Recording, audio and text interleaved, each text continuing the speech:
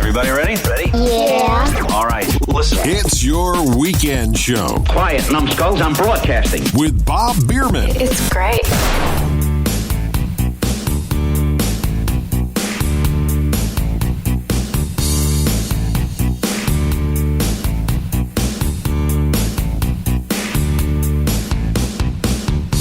And welcome to your weekend show. I'm your host, Bob Biermann. So glad you're spending some of your busy weekend schedule with me.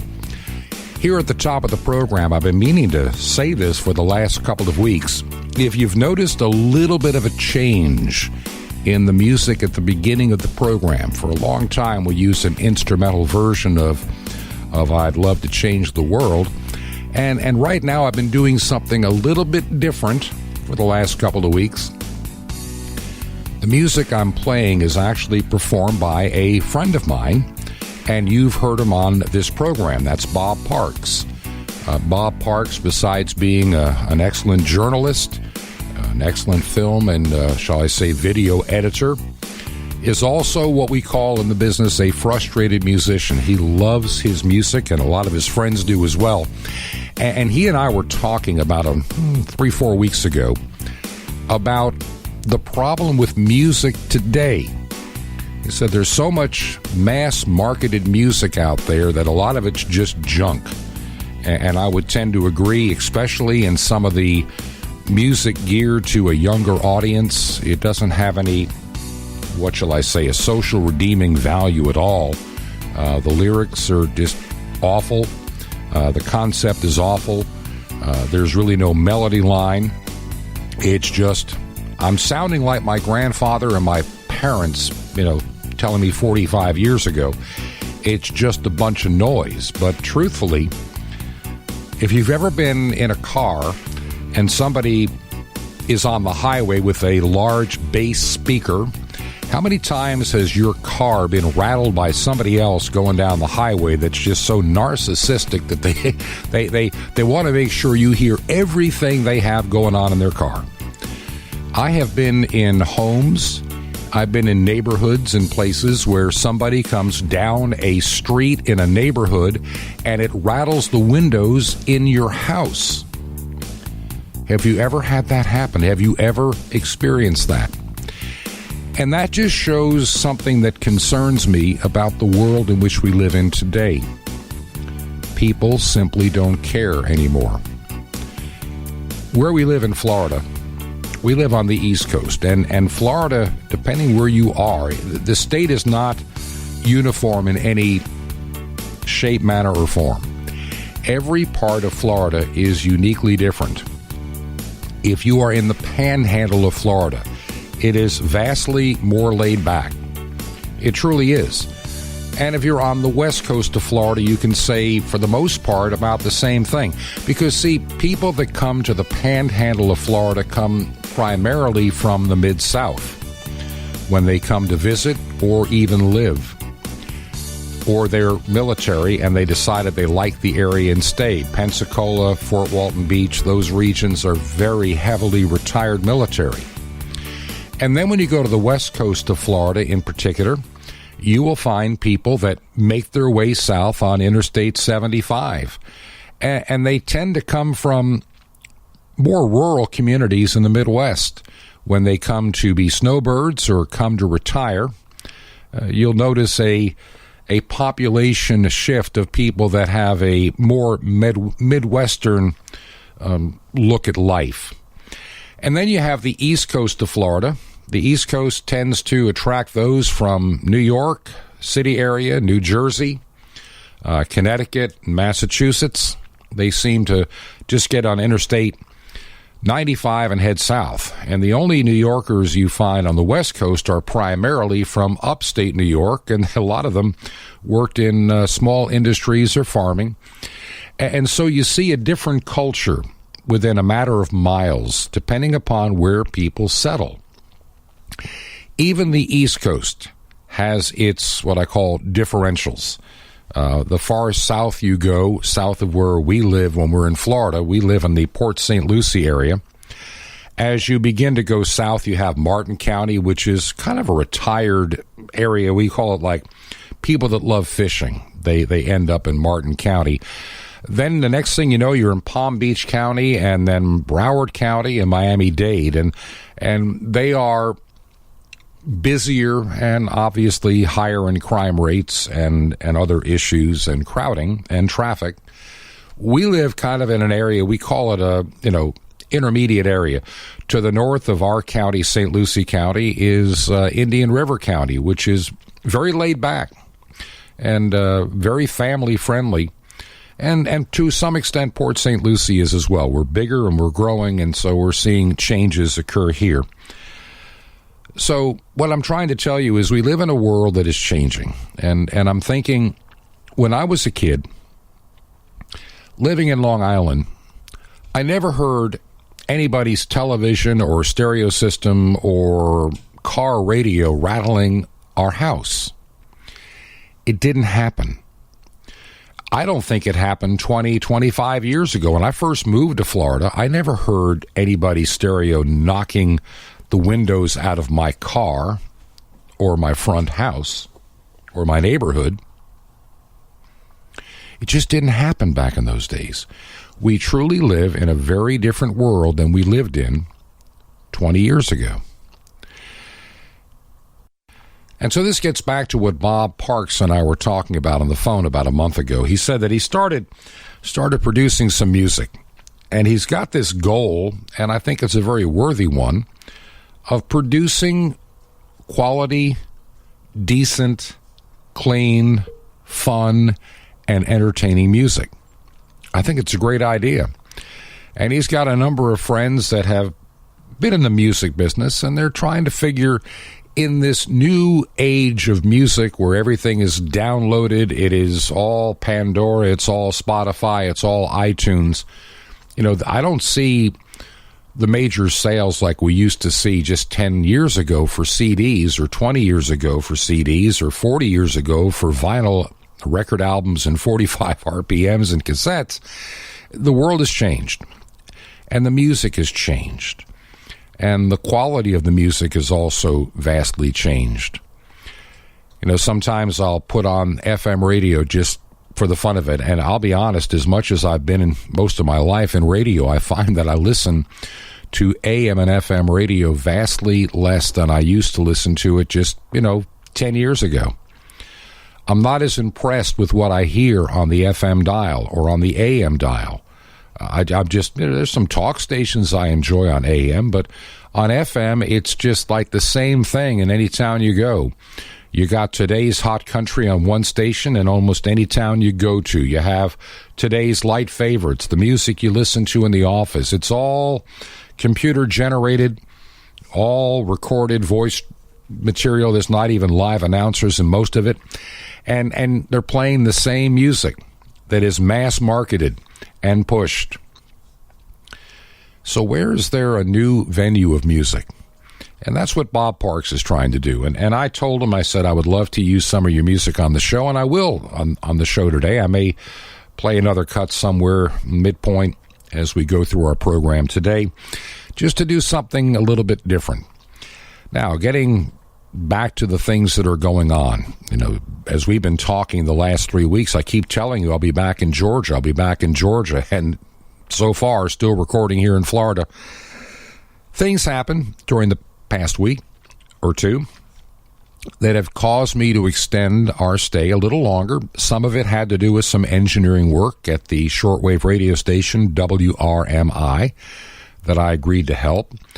Some had to do with some other projects that may or may not come to fruition that we needed to take a little time to investigate and do a little bit of due diligence. And also dealing with some ministry work. I do a lot of my radio engineering work to help subsidize the work I do in ministry, so I'm not having to rely on people paying me from, the church to make a living. I try to be able to offer most of my time and services for free. I don't like to charge if I can avoid it. And so, even though I'm semi-retired, I do this other work to actually supplement and subsidize ministry work.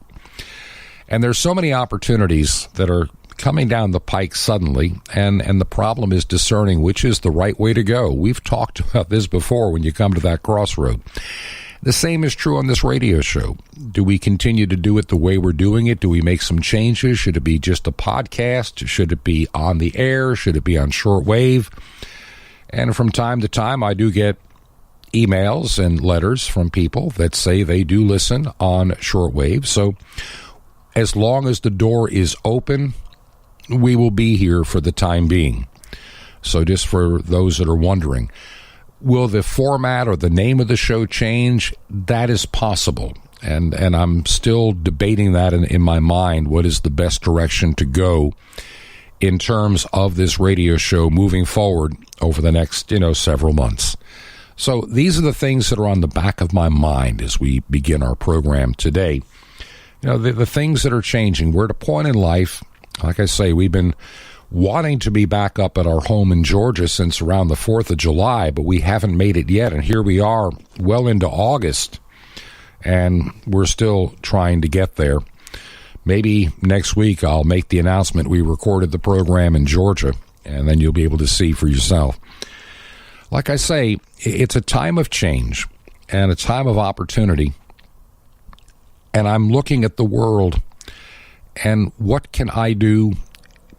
The big question is, what should I do with this point and this time of my life? I'm looking at a radio station in South Carolina that I'm very familiar with. I've helped them a little bit. And they're asking, when am I going to be back up in the area to do some work for them? And they have a little FM in one town, a little AM in another town, and they're just beginning, and part of me is concerned if they'll ever get it all together to do what they need to do. I'm thinking that what they really need to do is upgrade and do some things for the FM station they have in the one town, because the potential audience they're trying to reach would live close to that tower. And there lies one of the big things, having, an audience near your tower. The AM radio station that is, a number of miles away, the potential audience would not really be in tune with the format that they're currently running. And I'm thinking what they need to do is potentially spin off or sell or lease out the other radio station to help subsidize the work they're doing in ministry on their FM. And so these are some discussions that I'll be having when we get back up north into northeast Georgia. I look at other opportunities that are out there and just have to wonder what can be done. I look at some of the things that I could be doing, and I wonder if I should be doing. And so you've been there. Maybe you've been there yourself, that you have to make some hard decisions at some point. And that's kind of where I'm at right now. Trying to make decisions about this radio show, about ministry, about church stuff, about all of it. And we've taken a little bit longer here in Florida to investigate some things that some of it I've looked at. I don't think I'm going to touch. And now it's time to look at the other that needs to be done. And so we begin the program today, thinking about how do we discern what should and should not be done. I mean, you don't want to make... How many of you have ever really agonized over a decision? Maybe it's a job offer. Maybe it's the decision to leave a job that you have that you really don't feel you should be working at a certain place for whatever reason. I have been there. I have been in some places where I was being paid a wonderful paycheck, had excellent benefits, even retirement, but I couldn't stand the job.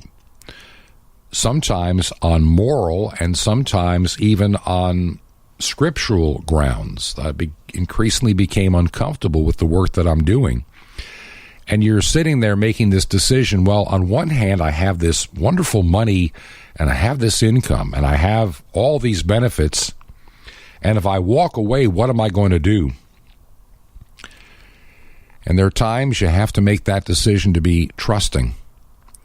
And if God is leading you out of a place, leave. Don't stay. Number one, you're going to be miserable staying anyway, no matter what you think. If you don't belong in a job, especially if you are a person of faith, and you're compromising your faith or compromising everything you hold dear and believe, and it's all for money, then what is your priority in life? I guess it's money. And I remember it wasn't that many years ago, I was sitting in the same position. I was working at a place that over a period of a few months, everything seemed to change. And I knew I didn't belong there anymore for a number of reasons. And we'll talk about some of those reasons on a future program. And I knew, I guess it was like in February, somewhere in February, that, the time had come. I had started seeing some changes in November of the year prior, just a few months before. And increasingly, things began to unravel. And I had some real moral and spiritual issues in remaining. Yet the paycheck was wonderful. But the time came that I had to leave. And I did. And the door shut. And a bunch of other doors open. And here's the funny thing. If you trust God and you follow His leading as He opens up doors, I'm better off today than I was then. I mean, in every aspect of my life, personal life, financial life, spiritual life, all of it. I'm in a vastly better place today than I was 3 and 4 years ago. Even though I worked for a place where the money was great, even though I had benefits, I was constantly under the surface miserable. I couldn't wait for the weekends. I dreaded Monday morning. And when you get to that point that everything you do in work you utterly dread, no matter what it is, maybe at that point it's time for a change. Now, a few minutes ago I was talking about music, and somehow we just kind of wandered off the reservation, so to speak, talking about other aspects of our life. But you know what Bob Parks is saying when he and I were talking about this a couple of months ago about the music. It's true. Music can be the soundtrack of our life. And the soundtrack that I'm hearing emanating out of a lot of cars going up and down the highway and a lot of places that you go in and shop at is very discouraging. You know, a lot of the radio stations don't even begin to try to cover up some of the filthy lyrics anymore like they used to. At least 30 years ago, they tried to hide it or have specially dubbed versions for radio. Now, if you listen carefully, there's some stuff that you couldn't have played on radio in the 70s and 80s, or definitely not the 60s or 50s, that just run on FM radio all the time, and people just don't care. The soundtrack of our life is becoming rather vulgar, and a lot of people don't care how they interfere with your life as you are going up and down the highway or as they drive through your neighborhood rattling your windows. We've come to a place of narcissism that I've never experienced in my life. I lived as a kid in Long Island, in New York, and people thought folks from Long Island were, hard-headed and loud and whatever, but nothing like I'm seeing today. And I'm beginning to see it even in some of small-town America. It's not just relegated to the cities. It's beginning to pop up here, there, and everywhere. There's a cultural change. We're going to talk about it a little bit more in the program today. This is, by the way, your weekend show, and I'm your host, Bob Biermann. I want to remind you about the website. The website is yourweekendshow.com. That is yourweekendshow.com. And it's a great place if you've listened to the program for any length of time. A few friends wrote this past week to let me know that they've been listening. I've been asking if you would just take that time to let me know that you listen. And it is important, more now than ever, that I know. I've got to make some decisions about the way this radio show is structured, what needs to be done with it. I'm thinking about getting more guests and even some co-hosts. I'm trying to find the best way to produce this program. we've been doing this, we're on our 5th year now. And come March of next year, we will have completed 5 years and going into our 6th. But I really believe that as I look down the highway of life, and I'm looking at, going into year 6 with this show, I think the way the program has been done, in my opinion, it has run its course. The time has come to make a big change. And I'd like your ideas of what would be a good way to do this radio program. So let me know. You can do that by going to the website, yourweekendshow.com. That is yourweekendshow.com. And we're also on Facebook. Just look for Your Weekend Show. That is Your Weekend Show. And let me know that you're listening. This is Your Weekend Show, and I'm your host, Bob Biermann. Hello, everyone. Thanks for tuning in. My name is Bishop Ian Anderson here on Ancient Word Radio. I'm the presiding bishop of the Reformed Anglican Church here in Jacksonville, Florida. And I wanted to take some time today to talk a little bit about Christian contemporary music. For some, it's wonderful. For others, it's hideous. My personal opinion with regard to this had taken a turn recently. I don't know. I have Sirius XM radio in my car. I don't listen to a whole lot of Christian stations. I just don't. But I do like to listen to all kinds of music, so I surf a lot. And I was surfing the channels recently, and I did come upon the Christian Contemporary channel on XM radio, so I listened for a bit. And after several tunes, I came to the conclusion that most of what I was hearing was basically grown men whining like lovesick teenagers with the lyrics were like, nothing else can take your place or feel the warmth of your embrace. Anyway, the band was called Big Daddy Weave, but I have to ask the question, who are these guys singing to? Are they singing to God, the one who holds the universe together by the power of his word, or some long-lost girlfriend? And some of the women were no better. They sang with such throaty breathlessness.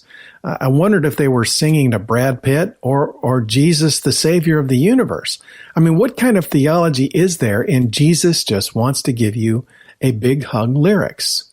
Yes, I'm a bit prejudiced when it comes to the theology of the lyrics most of these Christian rock bands use to describe the King of all creation. Well, here's a little something I did for fun, and I'll pass it on to you. I looked up a few of these lyrics. Yes, you can actually look up lyrics online. So I picked 6 from contemporary musicians. So you see if you can tell which ones are Christians. The first lyric is, all I need to do is just be me, being in love with you. Number 2, my world stops spinning round without you. Number 3, I never want to leave. I want to stay in your warm embrace. Number 4, I'm lost in love. Number 5, now and forever together and all that I feel, here's my love for you. And lastly, number 6, you say you love me just as I am. Any clues? All right. Well, the first 3 are from the same band I was listening to earlier, Big Daddy Weave. The second half are from a band called Air Supply. And, of course, why did I pick Air Supply? Well, they were on the Smooth 80s channel when I tuned in looking for comparisons. So, song after song on the Christian Music channel kept hammering on one note. Jesus loves you so much because he's your buddy and he's your pal. Now, do I doubt for a second that Jesus loves his children? Well, no, but it depends on what your definition of love is. Okay, God loves his children, agape.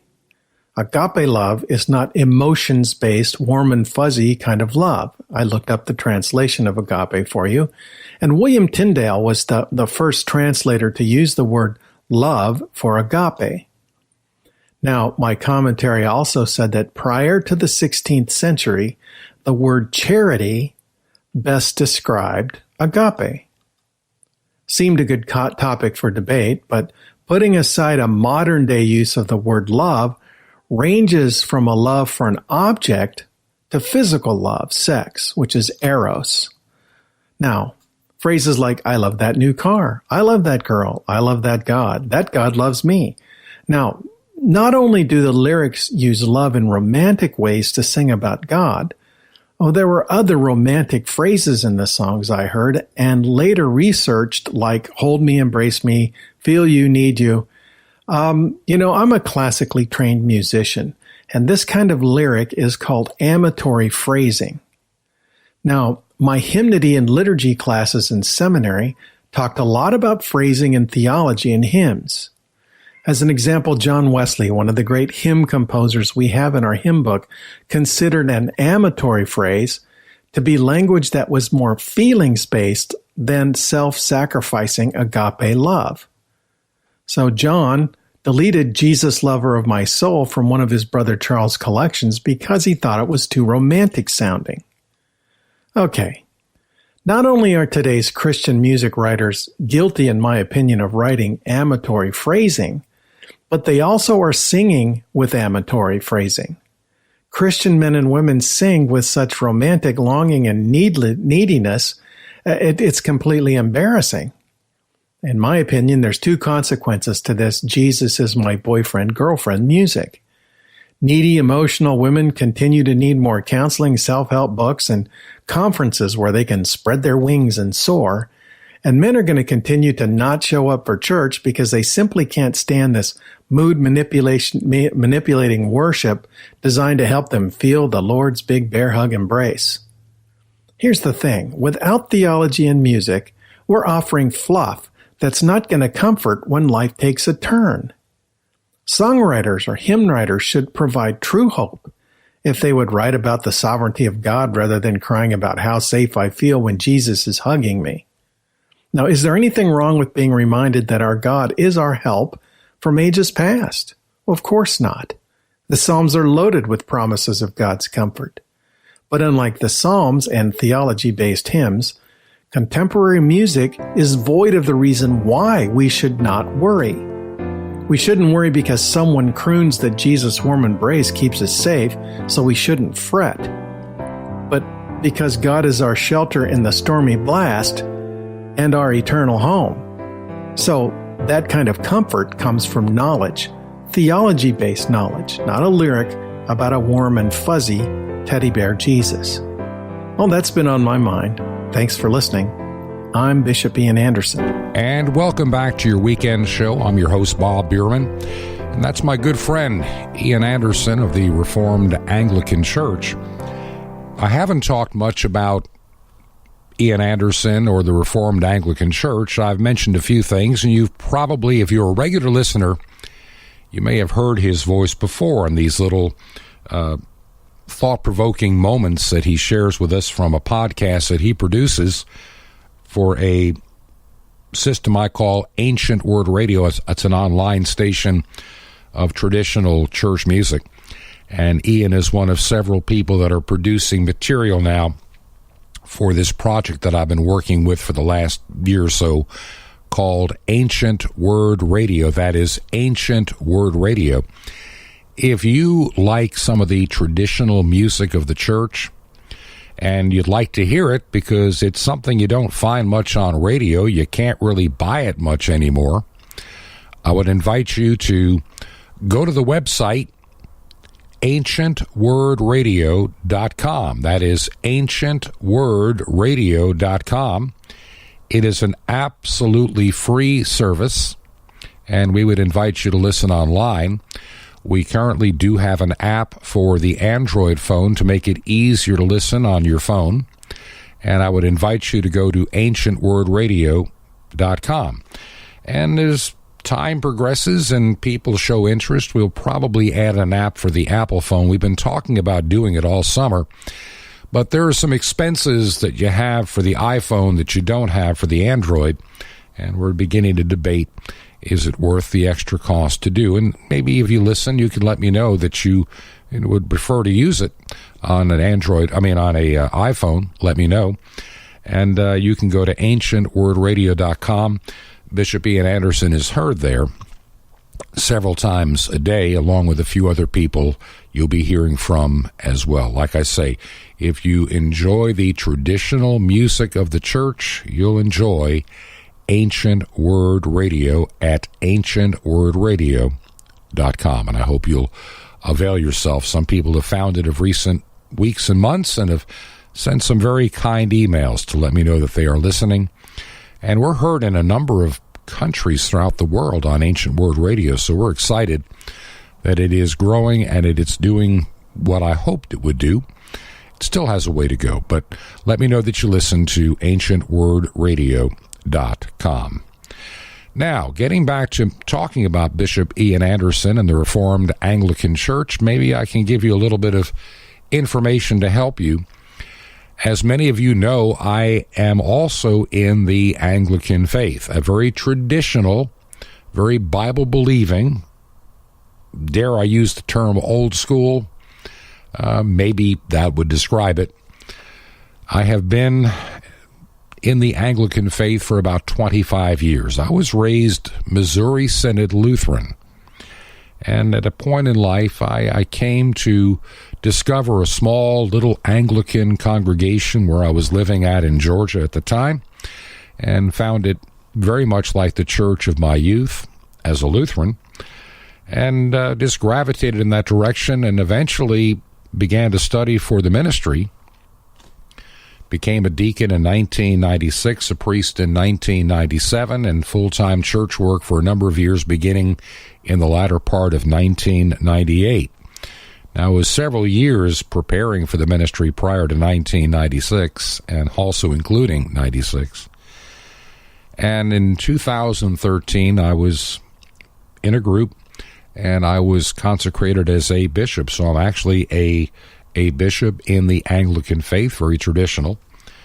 And about a year ago, the small group that I represent came in contact with a group called the Reformed Anglican Church, and we discovered that we believe the same thing, we worship the same way, and why should we be two separate groups? So this year I've been received as a bishop within the Reformed Anglican Church, and I am now the bishop coadjutor of that organization.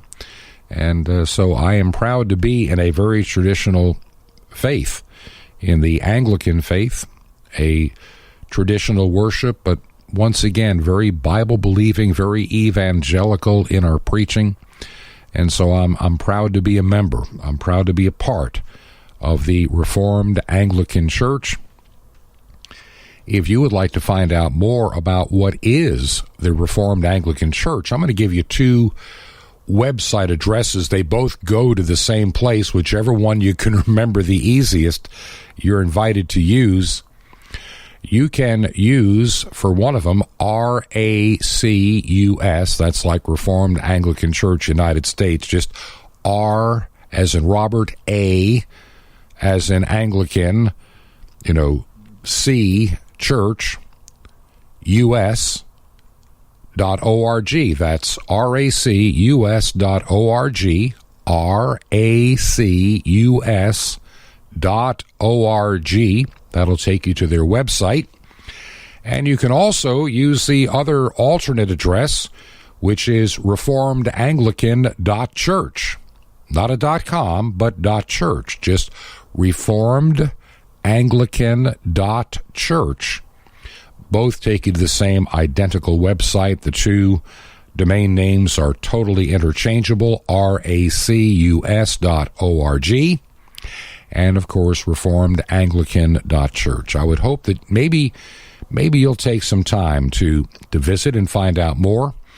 Maybe you'd like to see a church of that type somewhere where you live. Let me know, because as I talk about ministry, that's one of the things that I do. I help in planning churches, and I'm trying to find places where churches could very easily and are needed and start putting the core group together.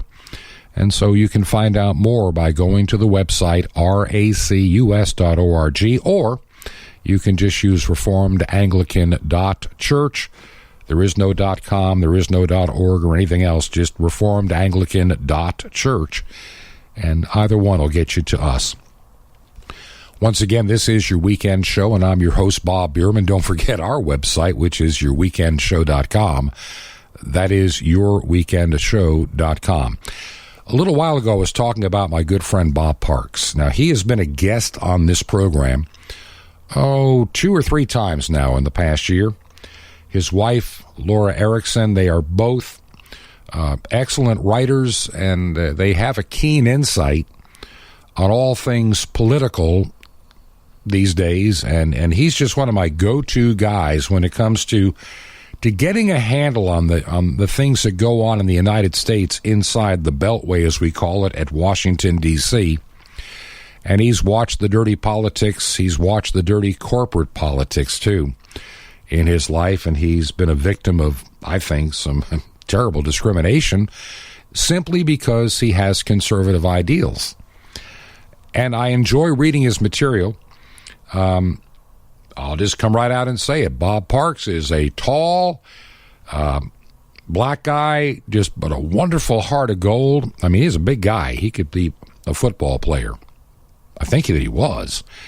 And he's married to a gal named Laura Erickson, who's a blonde, white as white gal that you could ever imagine. And both of them, they've been married for quite a while now.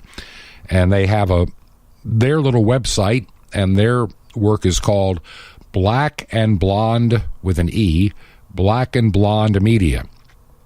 And I would invite you to look over some of the material that Bob had and his wife Laura put on that website, Black and Blonde. It's BLONDE, Black and Blonde Media. You can just do a search on pretty much any search engine and get right to him.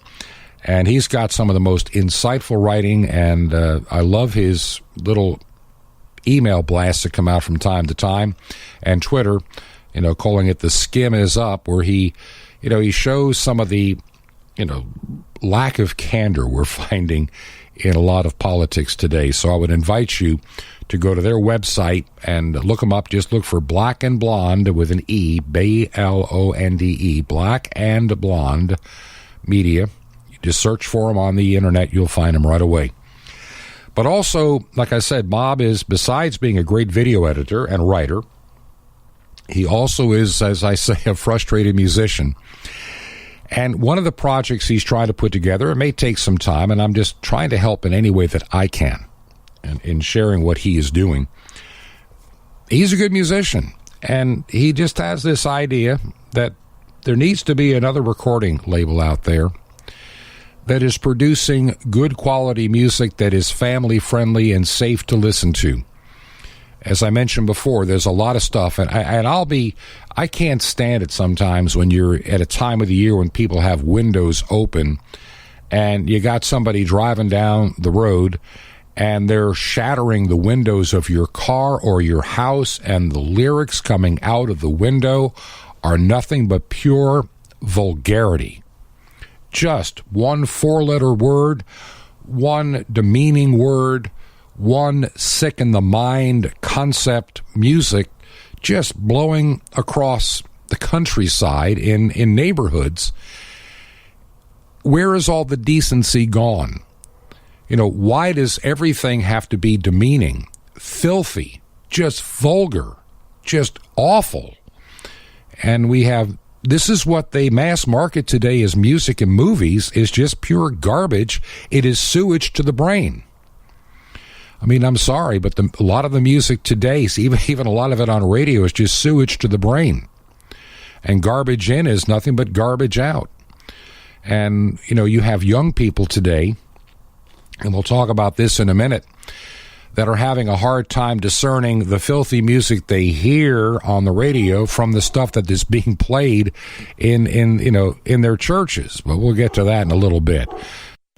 So as I was saying, Bob has recorded some music, and he shared a bunch of the songs with me, and I've been listening, and I'd like to share one of those songs right now with you here on Your Weekend Show.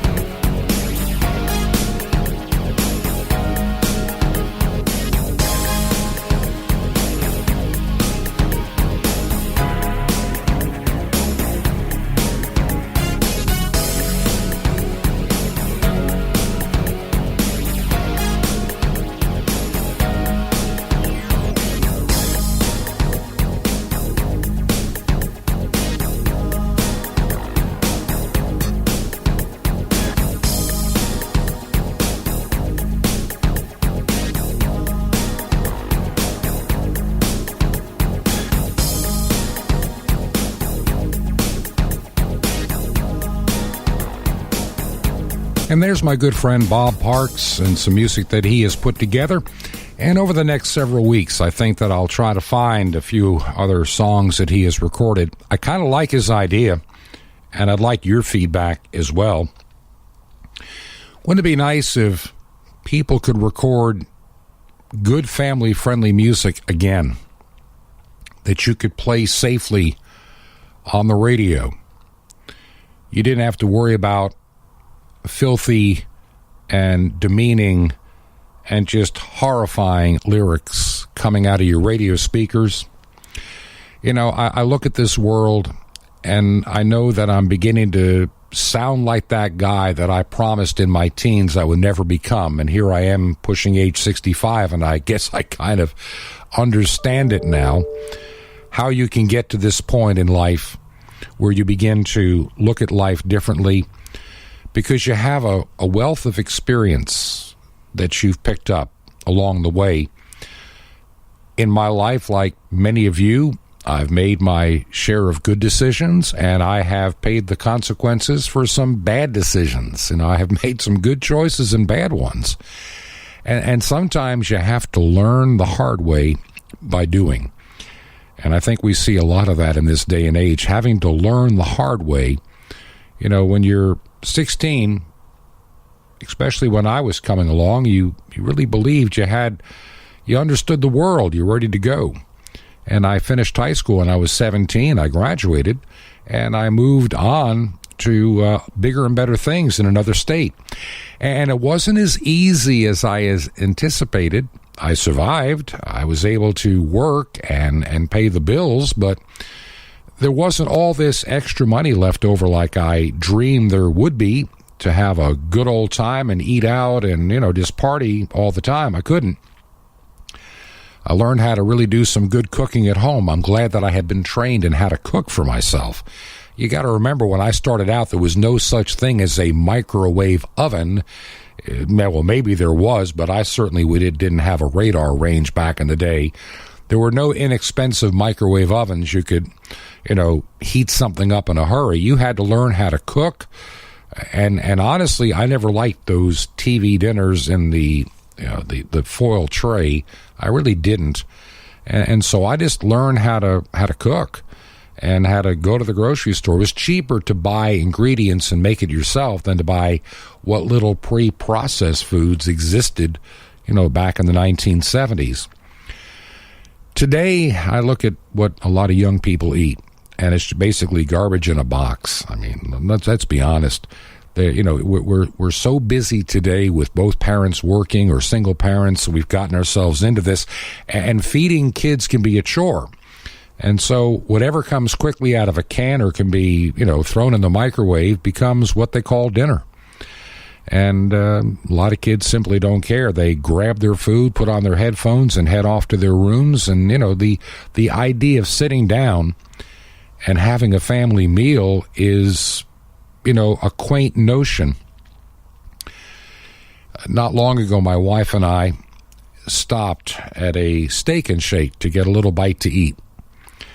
And at a table kind of near ours, maybe about 12, 15 feet away, there were these grandparents. You could tell they were grandparents, husband and wife. And across from them at this booth were their two grandkids, probably, I wouldn't know, maybe 11, 12, somewhere in that bracket, maybe a little older, a little younger, hard to say. And there, as the grandparents are taking out these two grandkids with them, you know, for a nice lunch, the kids had their earbuds in their ears and their face in their phones the entire time. Let me say that again.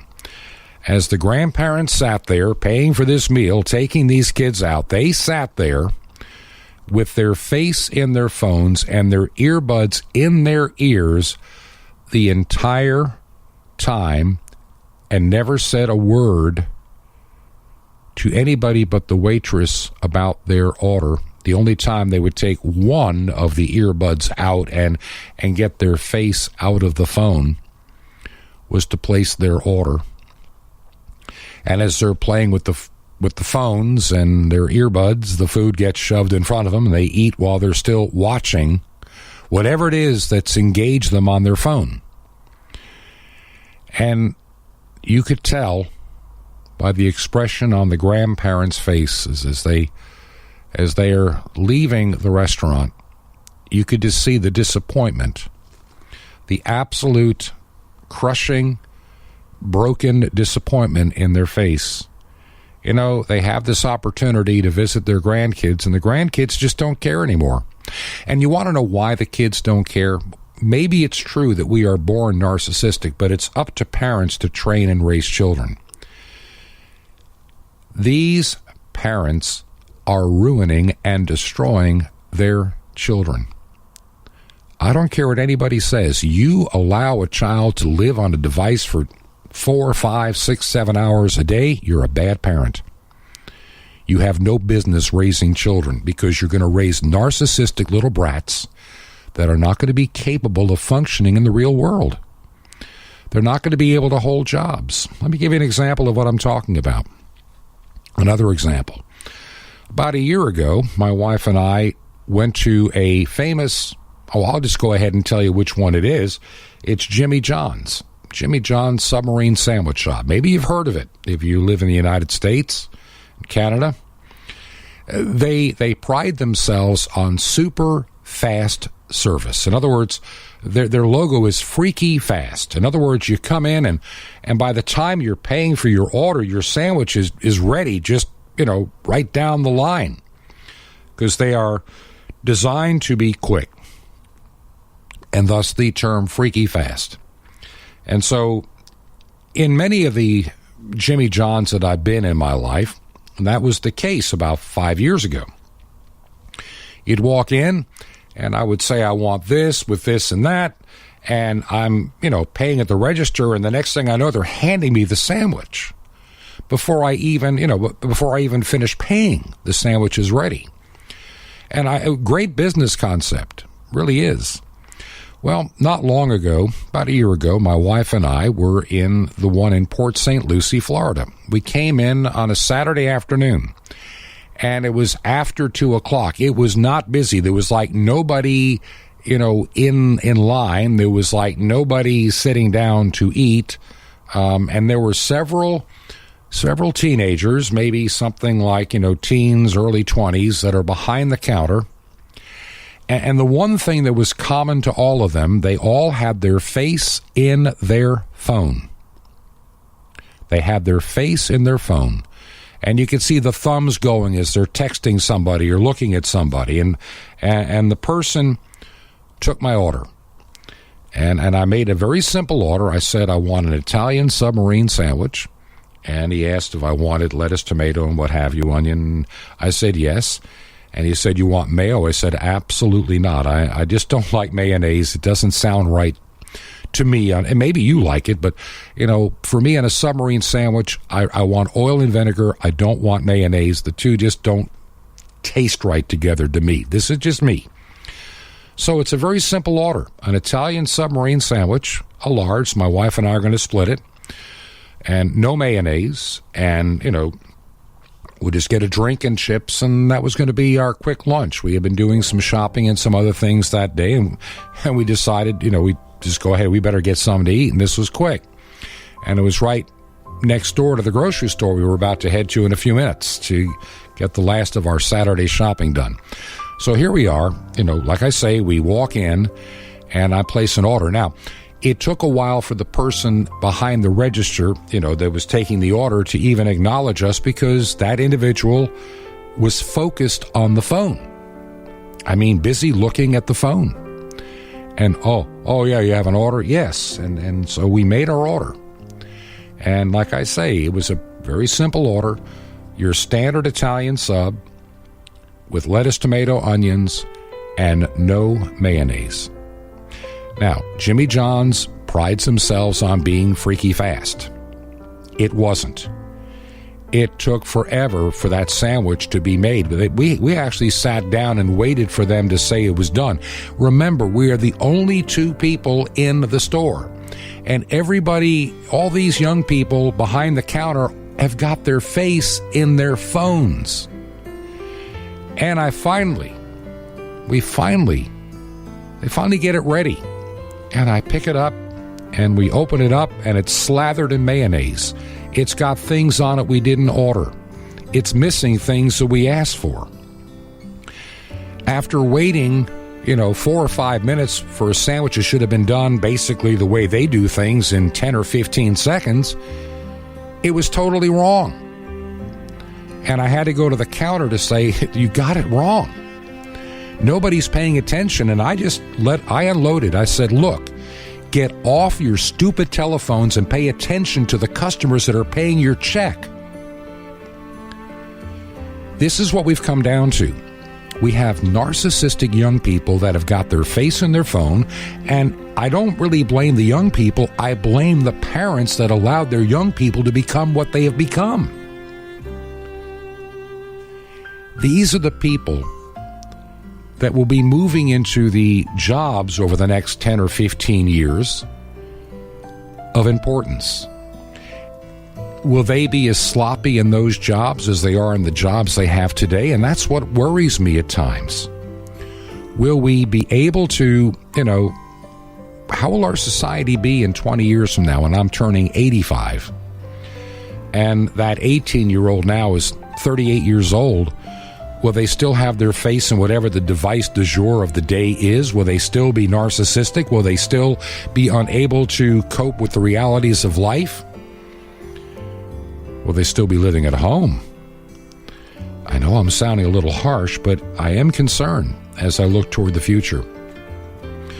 We've said it 1,000 times on this program, and I'll say it again. We definitely and truly live in a different place and time than 20, 30, and 40 years ago.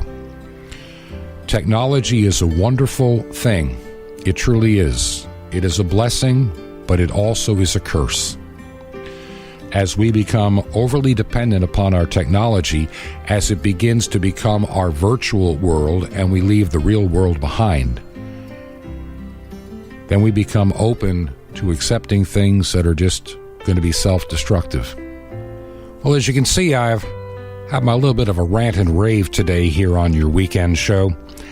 And I want to remind you that this program is going to be going through some transitions. We've talked about it a little bit over the last several weeks, and it's not so much that the show may go away, but the show may just need to change a little bit. And the reason I say that is, the kind of schedule that I have and the kind of program we've been doing, on many levels, I really believe that we have run our course as the program has been constituted. There are times I really believe, and I'm sure some of you will be more than happy to agree, that you don't need me sitting here on the radio just talking to you for a long period of time. I think that I really need to have other people involved in this radio program and let it transform itself into the program that it needs to be to better even serve you and your needs and the needs of this audience. A lot of our listeners are on international shortwave. But honestly, I'd like to also see the program be better suited to being on domestic radio stations in the United States, maybe Canada, the Caribbean, and other locations. And that could easily be done with making some changes in the program and also distributing it to more places. We have a lot of listeners now listening online, and for that we're thankful to Anchor FM and Spreaker and other online services where you can hear the program, and of course from the website. So the program, I think, needs to make some changes, and that's why I need to hear from you. What could we do to make the program better? Some of you may say make it go away, but we're going to be here for a while. Continue to do it. Let me know by checking out the website, yourweekendshow.com. That is yourweekendshow.com. Make it all one word, Your Weekend Show, and look for us on Facebook as well. Until next week, may God richly bless you.